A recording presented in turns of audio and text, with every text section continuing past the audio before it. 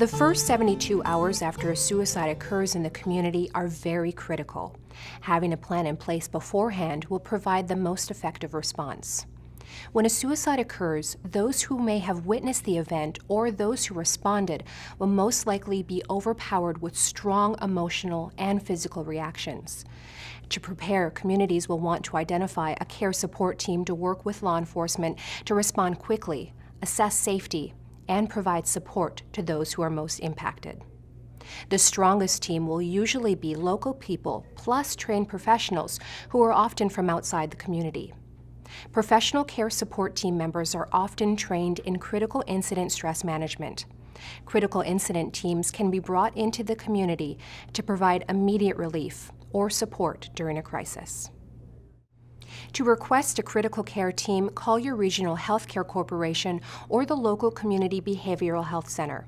You should find a 24 hours a day, 7 days a week number for your local or regional critical incident team ahead of time.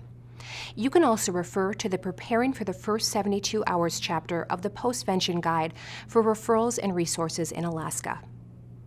Critical incident teams don't usually provide long-term counseling, so it's important to prepare for ongoing community care and support once the initial crisis is over. Also, the closest suicide prevention group may be a good resource. Refer to the Postvention Guide for information on locating a group or creating or joining an existing one. Planning is important. There are many things you can do before a suicide occurs. We'll go over a few things you should and shouldn't do. Actions to take. Assemble a care support team made up of anyone in the community or village who can respond to a suicide crisis. Examples would include health aides, clergy, school counselors, or elders. Include public safety and local first responders to discuss what everyone will do when responding to a suicide crisis, including suicide attempts. Contact local health aides and clinics to see what help the Regional Health Corporation can offer, such as a critical incident stress management team. Talk to children early and often. Explain to them that suicide is due to extreme pain that people feel that makes them not think clearly. They believe that suicide will solve their problems, but we know that death is forever, and most problems and painful feelings are only temporary and will pass, like winter turning into spring. There's also an action you should avoid: silence. Talking about suicide can be difficult, but silence on this matter can be harmful.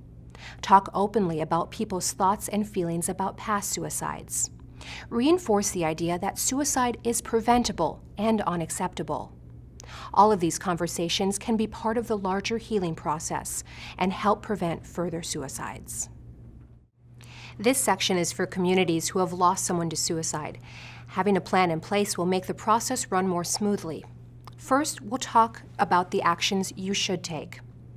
Contact the local or regional clinic or health corporation to request a critical incident stress management team, if one is available and part of your plan.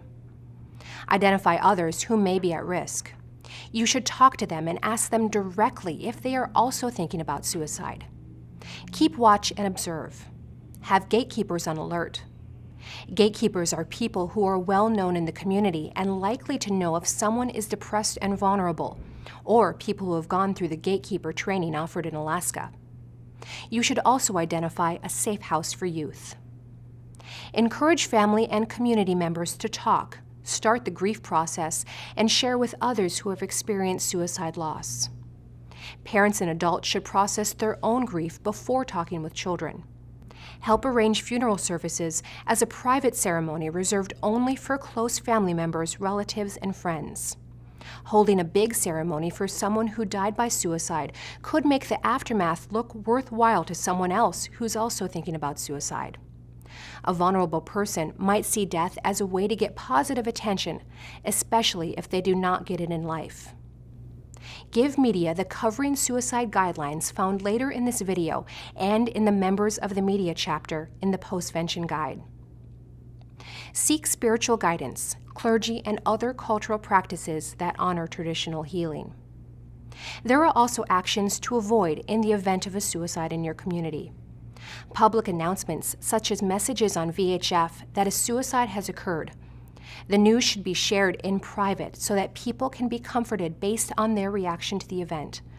How the death occurred should only be discussed once the facts and details are known. Silence. Although you should avoid public announcements when a suicide occurs, it does not mean that you can't talk about it. It should be talked about, openly, either one-on-one or in small groups to allow for personal sharing of thoughts and feelings. Public or community-wide memorials are discouraged.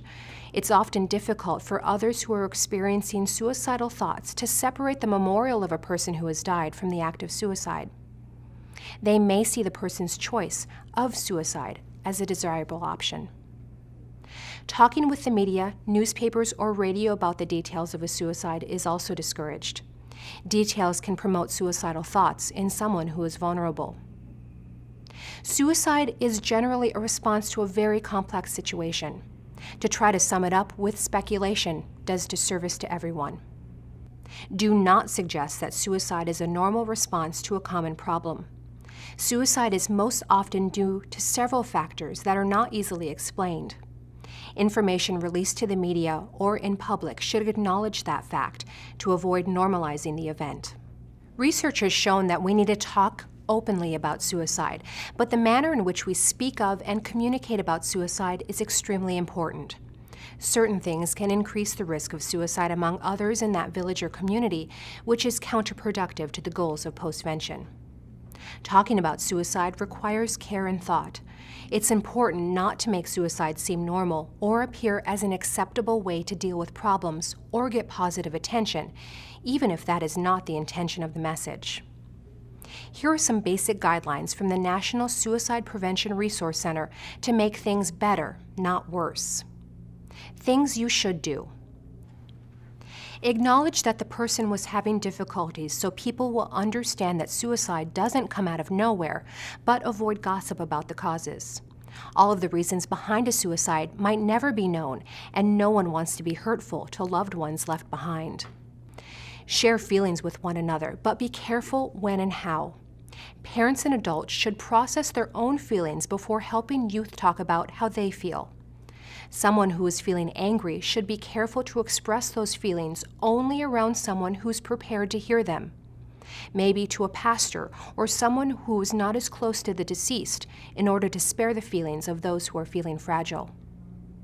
Give the care line number found in the first 72 hours chapter of the Postvention Guide to people who are grieving, people looking for ideas on how to support those who are grieving, and to people who are in crisis.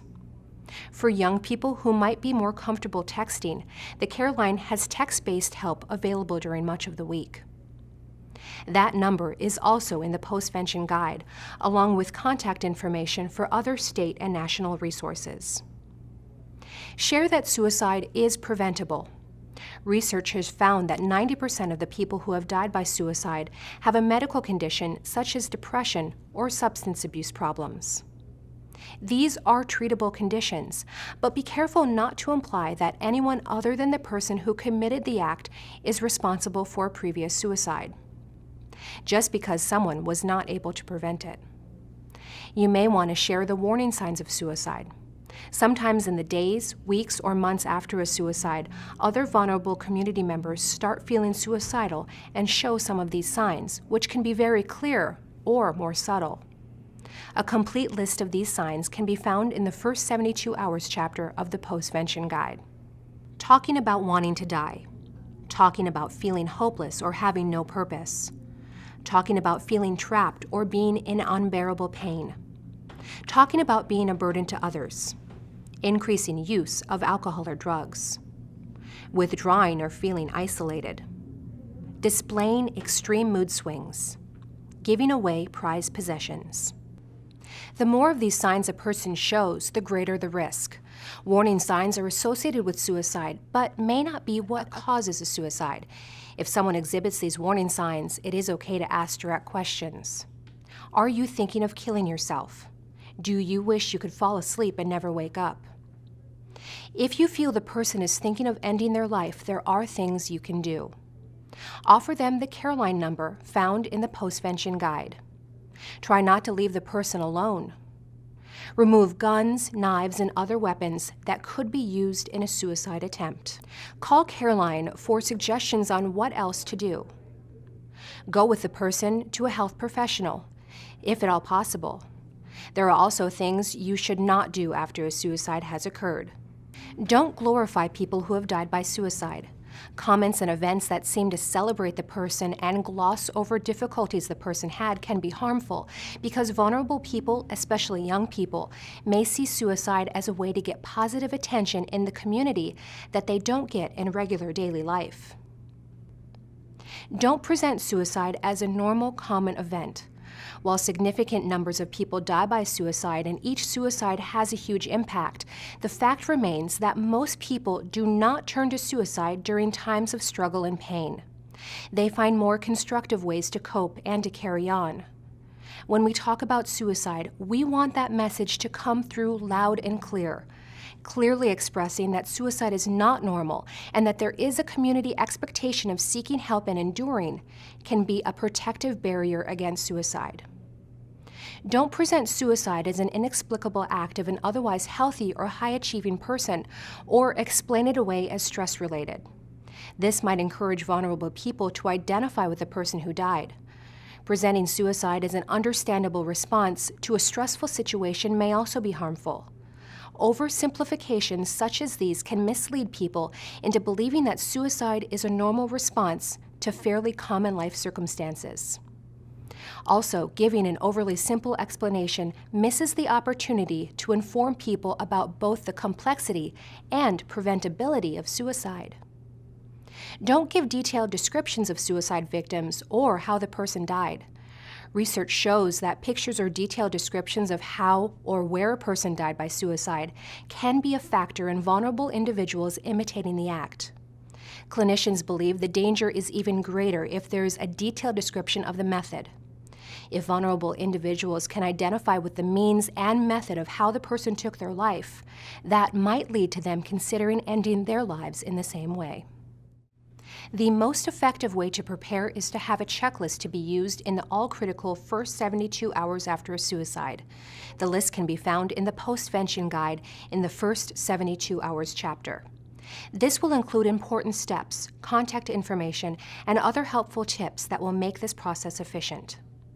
Some of the highlights of the checklist include law enforcement contact information, critical incident team and local care support team contact information, people to care for and comfort family, friends, and persons who find the body, designating a media contact and people who can monitor channels for potential at-risk persons, establishing what information will be shared about the death, incorporating the safe message guidelines, setting up chains of communication via social media and by phone communication, creating a contact network to share the news of the suicide with the community and relatives, making sure first responders and law enforcement personnel are attended to on a human level. There are two groups that typically deal with a suicide: law enforcement and the state medical examiner's office. Law enforcement agencies include Alaska State Troopers, village public safety officers, and local city police departments. Officers know that a suicide has an instant and immediate ripple effect in the communities, and they do their best to respond by doing their professional duty to establish the facts of an event. They also support those suffering a loss, both family and friends, and the entire community. The state medical examiner's office is required to independently investigate potential suicide deaths in Alaska, and staff work closely with law enforcement and family members. Law enforcement plays an important role in responding to suicide deaths because they are generally the first to respond to the scene of an unattended death, which is when the cause of a sudden or violent death is not witnessed and the manner of death has yet to be determined. Because unattended deaths are not always immediately identified as a suicide, the law enforcement agency on the scene is often required to conduct a death investigation to rule out the possibility that a crime has been committed. They must follow the agency's death investigation procedures until it can be determined if a suicide has occurred. Law enforcement may be procedurally bound to disclose the cause and manner of death as public record. However, they should be respectful and sensitive to the needs and rights of the families involved. For a complete guide on what to expect from these agencies if a suicide occurs, please refer to the Postvention Guide, the first 72 hours chapter. You can also find helpful contact information for specific agencies in the guide.